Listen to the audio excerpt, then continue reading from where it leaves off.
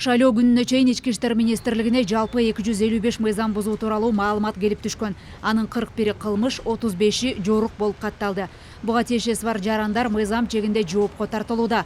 Мындан сырткары азыркы күнгө чейин министрликте шайлоо маалындагы мыйзам бузуулар тууралуу маалыматтарды кабыл алуу иштери уланууда. Бул үчүн атайын ички иштер министрлигинин тобу түнүгүн иштеп, ар бир түшкөн арызды жазып алып, иликтөө иштерин жүргүзүүдө. Көбүнчө арыздар добуш сатып алуу, документ жасоо жана атайын эл чогултуп киргизүү боюнча кайрылуулар.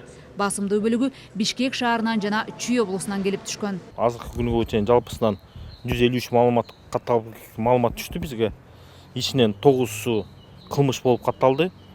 Анын ичинен 192 бирине менен бул шайлоочулардын добуштарын сатып алуу 5 факты катталды. Бул көбүнчөсү Бишкектен 3 маалымат катталды.